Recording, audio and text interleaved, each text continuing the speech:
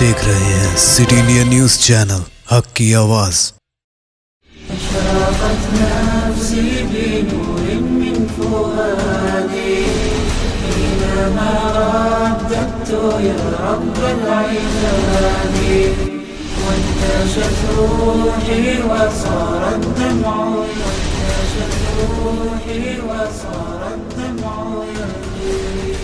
السلام علیکم ورحمۃ اللہ وبرکاتہ۔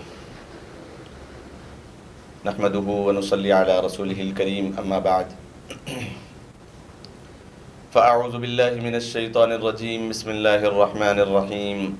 سبحان الذي اسرى بعبده ليلا من المسجد الحرام الى المسجد الاقصى الذي باركنا حوله لنريه من آیاتنا انه هو السمیع البصیر۔ صدق اللہ العظیم۔ محترم اور معزز ناظرین کرام، سٹی انڈیا ٹی وی کے پروگرام پیغام دین میں آپ سب کا استقبال ہے۔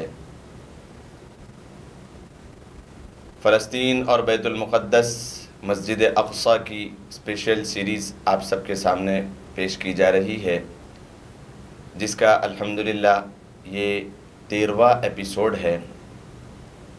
پارٹ 13 آپ کے سامنے پیش کیا جا رہا ہے۔ محترم ناظرین کرام، قرآن کریم کی سورہ بنی اسرائیل کی پہلی آیت، جس میں قرآن کریم ارشاد فرماتا ہے، سبحان الذی، پاک ہے وہ ذات، اسری بعبدہ لیلا من المسجد الحرام، جس نے اپنے بندے کو مسجد حرام سے الی المسجد الاقصی، مسجد اقصی تک لے گیا۔ اسرا، راتوں رات۔ قرآن کریم کی یہ آیت معراج کے واقعے سے خاص طور پر تعلق رکھتی ہے، اور معراج کا واقعہ جہاں پر شروع ہوا اس کے تین مراحل میں سب سے پہلا مرحلہ جو ہے وہ مسجد اقصی اور فلسطین سے تعلق رکھتا ہے۔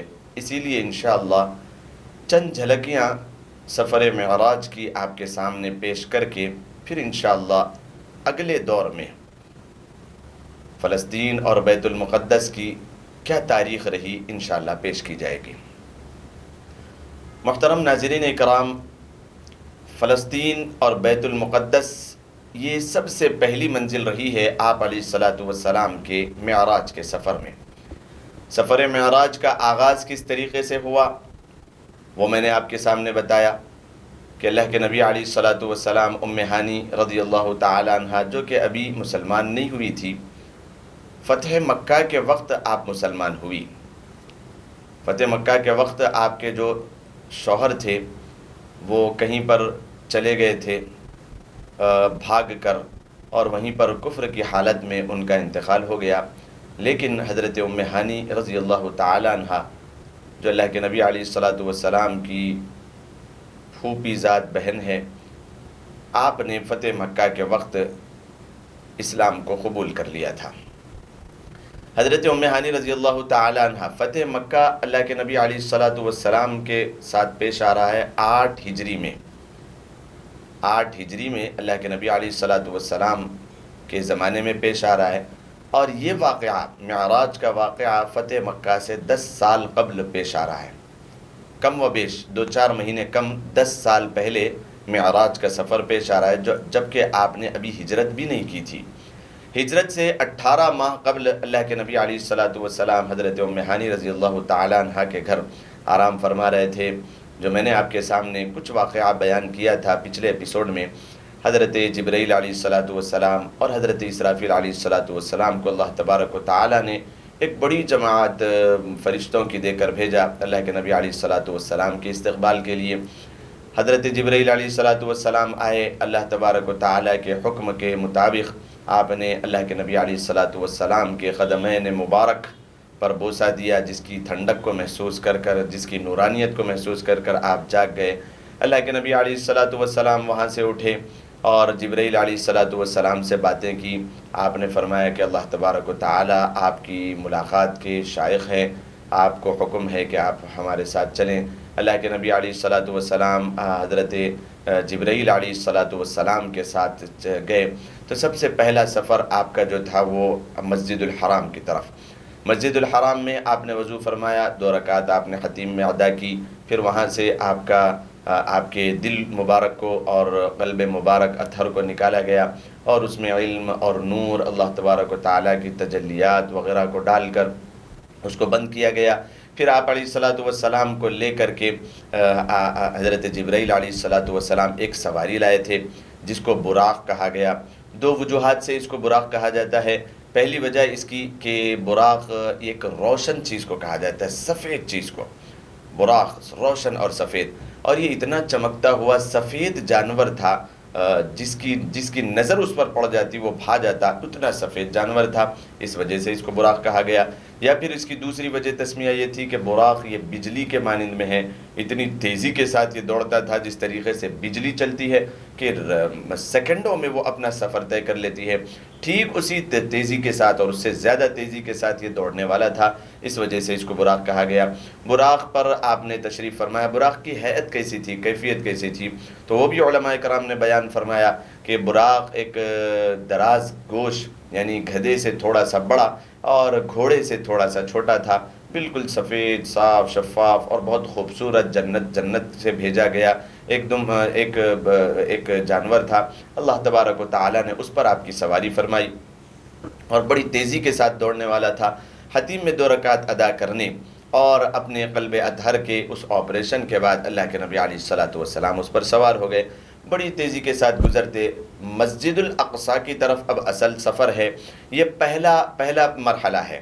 دوسرا مرحلہ پھر وہاں سے آگے ہوگا سدرۃ المنتہا تک، اور سدرۃ المنتہا سے تیسرا مرحلہ ہوگا اللہ تبارک و تعالیٰ کے دیدار کی طرف، اور تیسرا مرحلہ سفر معراج کا اصل عنوان ہے اور اصل مقصد ہے۔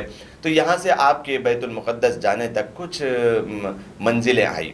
حضرت جبرائیل علیہ الصلاۃ والسلام چلتے چلتے سب سے پہلی منزل آپ نے بتائی کہ حبرون کا وہ موقع، جہاں پر مسلم کی ایک روایت ہے، اللہ کے نبی علیہ الصلاۃ والسلام کو دکھایا گیا کہ حضرت موسیٰ علیہ الصلاۃ والسلام اپنی قبر اطہر میں نماز پڑھ رہے تھے، تو حضرت آپ علیہ الصلاۃ والسلام کو جبرائیل علیہ الصلاۃ والسلام نے بتایا، تو اللہ کے نبی علیہ الصلاۃ والسلام پہلی منزل یہاں پر اتر رہے ہیں اور 2 رکعت ادا کر رہے ہیں۔ وہاں سے چلتے ہوئے مصر سے گزرتے ہوئے وہ خوشبو آئی، تو وہ خوشبو کے پیچھے جو واقعہ تھا وہ بھی آپ علیہ الصلاۃ والسلام کو سنایا گیا کہ جبرائیل کچھ خوشبو آ رہی ہے جنت کی سی، جنت قریب ہے یہاں سے۔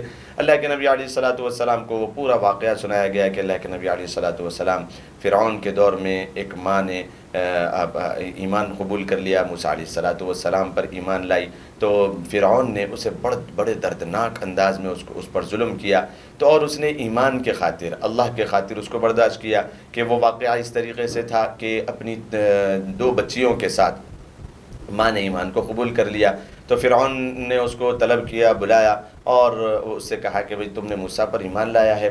تو اس عورت نے کہا کہ ہاں موسیٰ پر ایمان لایا ہے۔ دیکھو موسیٰ پر ایمان مت لاؤ، اس کو چھوڑ دو ورنہ میں تمہیں بڑا دردناک عذاب دوں گا۔ تو اس نے کہا کہ کوئی بات نہیں، مجھے عذاب دو تو میں عذاب کو قبول کرنے کے لیے تیار ہوں، چونکہ مجھے اللہ تبارک و تعالیٰ نے ہدایت دی ہے تو اب میں راہ راستے بھٹک نہیں سکتی۔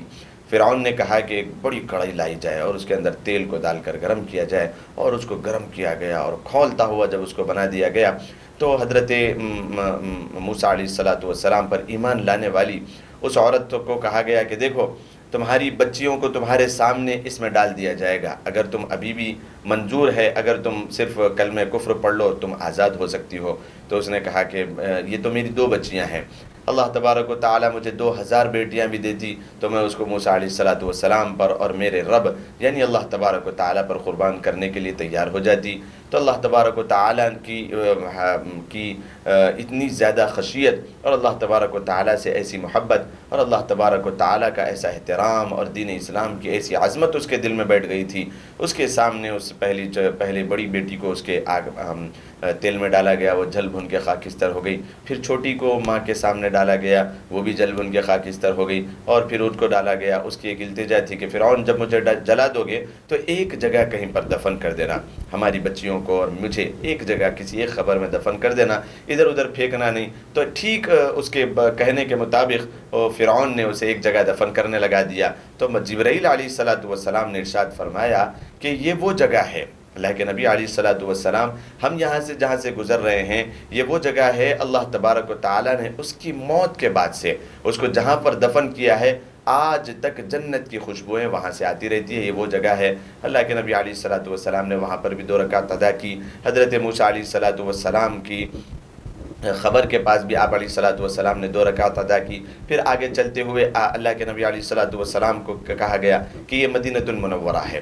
تو مدینہ المنورہ یہ کیا ہے؟ یہ آپ کی ہجرت کی جگہ ہے، 18 ماہ بعد آپ یہاں پر ہجرت کریں گے، یہ جگہ کا نام یثرب ہے۔ یہاں پر بھی 2 رکعت آپ پڑھ لیں۔ اللہ کے نبی علیہ السلام وہاں پر بھی اترے اور آپ نے 2 رکعت ادا کی۔ پھر آگے چلے اور پھر حضرت ابراہیم علیہ السلام کے مزار کے پاس اللہ تبارک و تعالیٰ کے حکم سے آپ نے وہاں پر بھی 2 رکعت ادا کی، اور پھر آگے چلے۔ اللہ تبارک و تعالیٰ نے ان کچھ سفروں کے بعد اللہ تبارک و تعالیٰ نے آپ کو بیت المقدس پہنچایا۔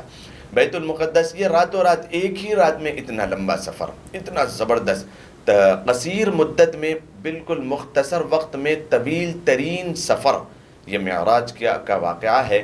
اللہ کے حبیب علیہ السلام جب بیت المقدس پہنچے تو آپ نے ایک جگہ پر اپنے براق کو باندھ دیا، اور آج جہاں پر مسجد اقصی اور فلسطین میں جو ارض مقدس میں جو مسجد بنی ہوئی ہے وہ کوہ ڈوم آف راک کے آگے، وہیں پر یہ وہی جگہ ہے جہاں پر آپ علیہ السلام نے اپنے براق کو باندھا تھا۔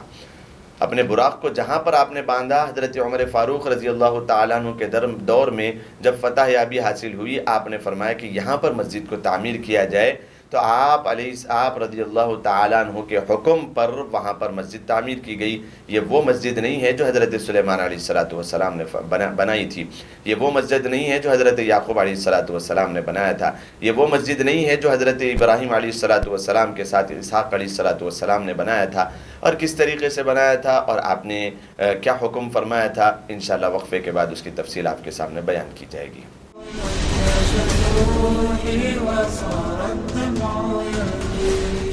Cosmic Break Zone CBZ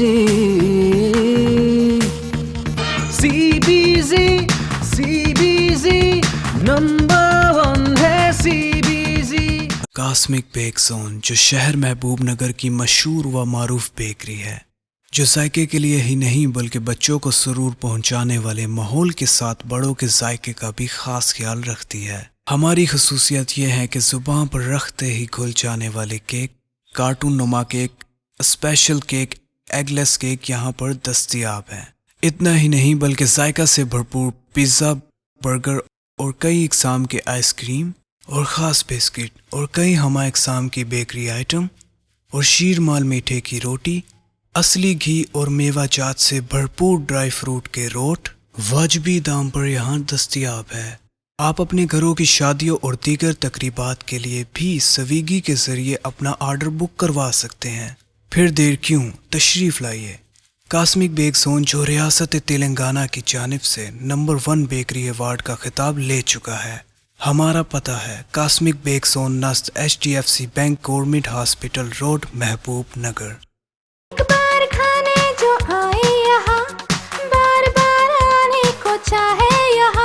صرف خوابوں سے نہیں، گھر بنتے ہیں ارادوں سے۔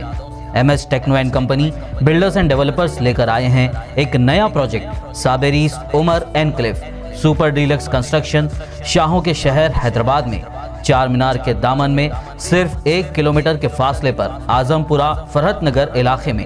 Booking start. مزید تفصیلات کے لیے رابطہ کریں 9959023786 9959023786 9581528002 9493854625۔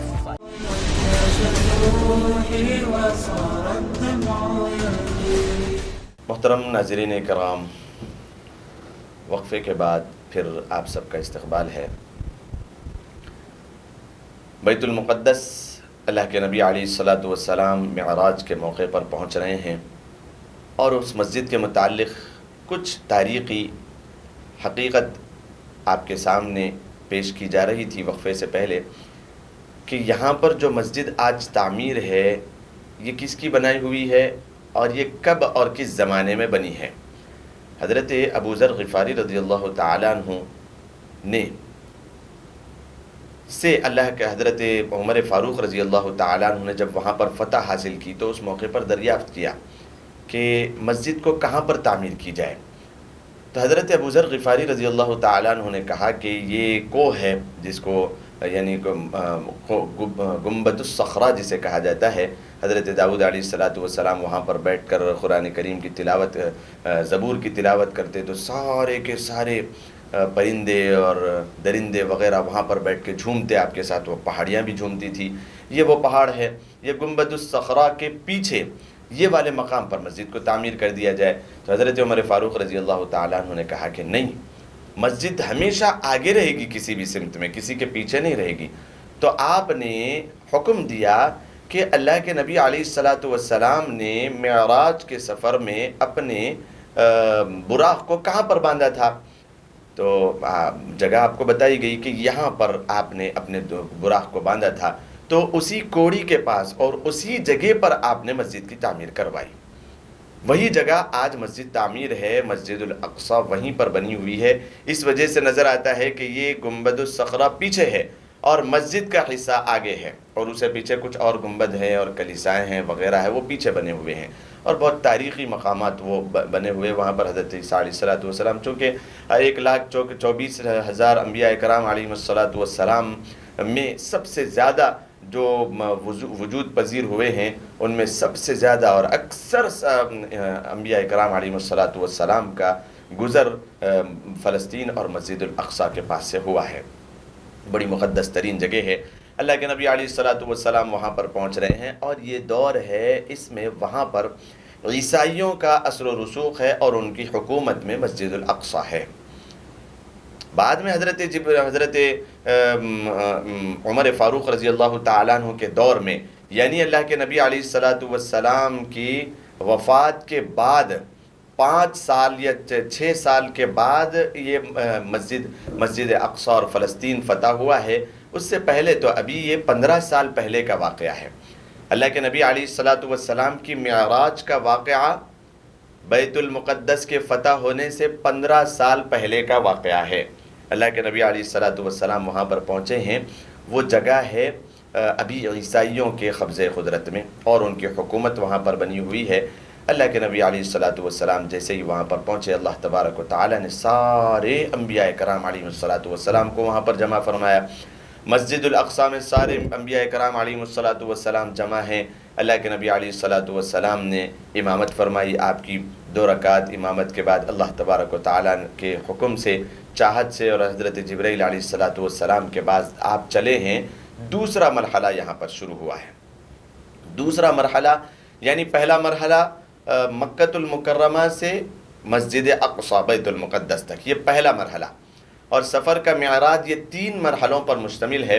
پہلا مرحلہ تکمیل ہوا ہے، اس میں آپ نے مکۃ المکرمہ پہلے تشریف لے گئے، خطیم میں 2 رکعت نماز، اور پھر آپ کا اوپن ہارٹ سرجری، پھر آپ نے سفر شروع کیا تو مصر، اور پھر وہاں پر کے کچھ جگہوں پر 2 رکعت نمازیں ادا کی، پھر مدینہ المنورہ، پھر حضرت ابراہیم علیہ السلام، چند جگہوں پر 2 رکعت کے بعد آپ مسجد الاقصی پہنچے ہیں، اور آپ نے وہاں پر امامت کی انبیاء کرام علیہ السلام کی۔ یہ پہلا مرحلہ مکمل ہوا۔ اب آپ یہاں سے براق پر بیٹھ کر آپ تشریف لے جا رہے ہیں اللہ تبارک و تعالیٰ کے پاس، اور سدرۃ المنتہا تک پہنچنے والا یہ دوسرا مرحلہ ہے۔ اب اس میں کیا پیش آیا؟ حضرت جبرائیل علیہ السلام کے ساتھ آپ تشریف لے جا رہے ہیں، 7 آسمان بیچ میں آئے۔ 7 آسمان کے مکمل ہونے کے بعد سدرۃ المنتہا آتا ہے۔ سدرۃ المنتہا، تو یہ 7 آسمان میں سب سے پہلے آپ نے پہلے آسمان پر دستک دی، اور سارے کے سارے انبیاء کرام علیہ السلام آپ کے آنے کے استقبال میں بالکل خوشیوں کے ساتھ کھڑے ہوئے ہیں۔ پہلے دستک ہوئی پہلے آسمان پر حضرت آدم علیہ السلام سے ملاقات ہوئی۔ حضرت آدم علیہ السلام سے ملاقات پر آپ نے فرمایا کہ میرا بیٹا آ گیا اور میرے بھائی آ گئے، اور اس طریقے سے آپ نے گلے لگایا اور پھر کچھ باتیں ہوئی، پھر آگے چلے، اور پھر حضرت دوسرے آسمان پر حضرت عیسیٰ علیہ السلام سے ملاقات ہوئی، اور آپ سے ملاقات ہونے کے بعد پھر تیسرے آسمان پر حضرت یونس علیہ السلام سے آپ کی ملاقات ہوئی، چوتھے آسمان پر حضرت ادریس علیہ السلام سے آپ کی ملاقات ہوئی، اور چھٹے آسمان پر پانچویں آسمان پر حضرت موسیٰ علیہ السلام سے ملاقات ہوئی، اور پھر ساتویں آسمان پر حضرت ابراہیم علیہ السلام سے ملاقات ہوئی۔ اور اس ملاقات کو یاد رکھنے کے لیے کہ پہلے آسمان پہ کس سے، دوسرے پہ کس سے، تیسرے پہ کس سے، چوتھے پہ کس سے، بہت ساروں کو مشکل ہوتی ہے، تو مولانا اشرف علی تھانوی رحمۃ اللہ علیہ نے اس کو آسان فرما دیا، اور آپ نے فرمایا کہ 7 لفظ یاد رکھو، جس کو یوں کہا جاتا ہے اعیاہما۔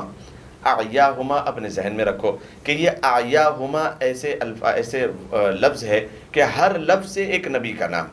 سب سے پہلے جو آسمان پہ آپ پہنچے ہیں اعیاہما میں الف، حضرت آدم علیہ السلام سے ملاقات ہوئی، اور اس کے بعد ہے عین، حضرت دوسرے آسمان پہ حضرت عیسیٰ علیہ السلام سے ملاقات ہوئی، اور تیسرے آسمان پہ حضرت یونس علیہ السلام سے ملاقات ہوئی، اور چوتھے آسمان پہ حضرت ادریس علیہ السلام سے ملاقات ہوئی، پانچویں آسمان پہ حضرت ہارون علیہ السلام سے، اور پھر چھٹے آسمان پہ حضرت موسیٰ علیہ السلام سے، اور آخر میں حضرت ابراہیم علیہ السلام سے ملاقات ہوئی۔ اس طریقے سے سب سے ملاقات ہونے کے بعد اللہ کے نبی علیہ السلام سدرۃ المنتہا پہنچے ہیں۔ یہ کون سی جگہ ہے؟ یہاں پر اللہ تبارک و تعالی نے ایک فرشتوں کا معبد بنایا ہے، اور یہ سیدھ میں ہے، بالکل کعبۃ اللہ کی سیدھ میں اللہ تبارک و تعالی نے اس جگہ کو رکھا ہے۔ جس طریقے سے انسانوں کا اور مسلمانوں کا معبد اور کعبہ یہ بیت اللہ شریف ہے، اور ٹھیک اسی طریقے سے سدرۃ المنتہا پر اللہ تبارک و تعالی نے فرشتوں کا ایک معبد بنایا ہے، اور وہاں پر فرشتے طواف کرتے ہیں۔ اور اس کی کیفیت یہ بیان کی گئی ہے کہ اللہ تبارک و تعالی نے جب ایک مرتبہ ایک دن میں 70,000 فرشتے اس بیت اللہ کا طواف کرتے ہیں، بیت معمور کا طواف کرتے ہیں، اور 70,000 فرشتے جنہوں نے ایک مرتبہ اس کا طواف کر لیا، قیامت تک پھر ان کی باری نہیں آتی، روزانہ نئے 70,000 فرشتے اس کا طواف کرتے ہیں بیت معمور کا۔ بیت معمور کے پاس سے آپ پھر تھوڑا اونچا گئے ہیں، بیت معمور کے پاس سے سدرۃ المنتہا، یہ ایک بیری کا درخت ہے جو بالکل انتہا پر بنا ہوا ہے، وہاں سے پھر اللہ تبارک و تعالیٰ کے عرش کی طرف رواں دواں ہونا ہے، اور سدرۃ المنتہا سے وہ آگے ہے۔ جبرائیل علیہ السلام نے بھی اب اجازت دے دی ہے کہ اللہ تبارک و تعالیٰ آپ کو بلانا چاہتے ہیں، اب یہاں سے آگے آپ جائیں، جبرائیل تم بھی چلو۔ تو اللہ کے نبی علیہ حضرت جبرائیل علیہ السلام نے فرمایا حضرت آپ علیہ السلام سے کہ اگر میں یہاں سے ایک قدم بھی آگے بڑھاؤں تو میرے پر اور میرا جسم جل کے خاکستر ہو جائے گا۔ اللہ تبارک و تعالیٰ کی تجلیات ایسی وہاں پر ہے۔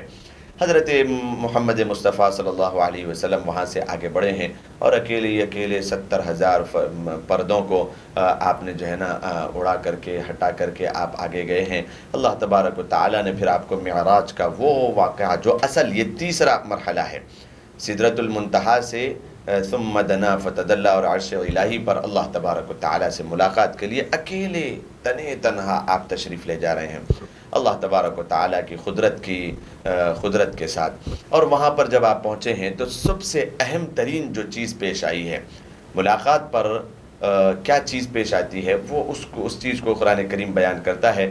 کیسی ملاقات ہوئی؟ بہت دور تھے، بات چیت ہوئی، ایک دوسرے کو دیکھا، کیا کیفیت بنی؟ تو قرآن کریم فرماتا ہے ثم دنا فتدلی فکان قاب قوسین او ادنی فاوحی الی عبده ما اوحی۔ یہ قرآن کریم ارشاد فرماتا ہے کہ اللہ تبارک و تعالی نے آپ علیہ السلام کو حکم دیا کہ میرے محبوب قریب ہو جاؤ اور قریب ہو جاؤ، ثم دنا فتدلی فکان قاب قوسین او ادنی، قاب قوسین اس سے بھی زیادہ قریب۔ قاب قوسین کسے کہا جاتا ہے اس کی تفصیل میں تو میں نہیں جاتا، کیونکہ فلسطین کی تاریخ سے یہ وابستہ ہے، اس وجہ سے میں تھوڑی سی جھلکیاں آپ کو میں سنا رہا ہوں۔ وہ جو سب سے زیادہ وہاں پر جانے کے بعد سب سے اہم اور محتم بالشان جو گفتگو ہوئی ہے وہ ہے جو ہم ہر نماز میں اس کو پڑھتے ہیں، وہاں پر جانے کے بعد اللہ کے نبی علیہ الصلاۃ والسلام نے جیسے ہی اللہ تبارک و تعالیٰ کا دیدار کیا اور ملاقات ہوئی، سب سے پہلے آپ نے ان الفاظ کو ادا کیا، التحیات للہ والصلوات والطیبات۔ اللہ کے نبی علیہ الصلاۃ والسلام کے یہ الفاظ تھے کہ یا اللہ جانی اور مالی اور زبانی جتنی بھی عبادتیں ہیں وہ سب کی سب آپ کے لیے ہے، آپ پر سزاوار ہے، آپ پر نچھاور ہے، وہ سب کے مستحق آپ ہے، بس آپ ہی کے لیے۔ التحیات للہ والصلوات والطیبات، زبانی اور جانی اور مالی عبادتیں سب کے سب آپ کے لیے ہے۔ تو اللہ کے نبی علیہ الصلاۃ والسلام نے جو ملاقات پر سب سے پہلا جملہ فرمایا التحیات للہ والصلوات والطیبات، تو بعض لوگ کہتے ہیں کہ بھئی کسی دو لوگوں کی آپس میں جب ملاقات ہوتی ہے تو حکم تو یہ ہے کہ سلام کیا جائے۔ اللہ کے نبی علیہ الصلاۃ والسلام نے سلام نہیں فرمایا، پہلے آپ نے التحیات للہ والصلوات والطیبات فرمایا، سلامتی۔ تو اس بات کو بھی سمجھنا چاہیے، اس کا جواب یہ ہے کہ سلامتی کی دعا یہ ایک انسان دوسرے انسان کو دیتا ہے، چونکہ سلام کا مطلب یہ ہے کہ میں کسی کو سلام کروں، میں سامنے والے کو مشکل سے، پریشانی سے، آفت سے، مصیبت سے اللہ تبارک و تعالیٰ کی جانب سے سلامتی کی دعا دے رہا ہوں کہ اے انسان تو اللہ تبارک و تعالیٰ کی سلامتی میں آ جا، مشکل سے بھی، پریشانی سے بھی، آفت سے بھی، مصیبت سے بھی، اور اللہ کی سلامتی تجھ پر نازل ہو۔ اور یہاں پر جب اللہ تبارک و تعالیٰ سے ملاقات ہو رہی ہے اللہ کے نبی علیہ الصلاۃ والسلام کی، تو یہاں پر اللہ تبارک و تعالیٰ کوئی نہ مشکل میں ہے، نہ کوئی پریشانی میں ہے، نہ کوئی آفت میں ہے، نہ کوئی مصیبت میں ہے، نہ کوئی چیز آپ تک پہنچ سکتی ہے۔ تو اب اللہ کے نبی علیہ الصلاۃ والسلام سلام کس لیے کریں گے؟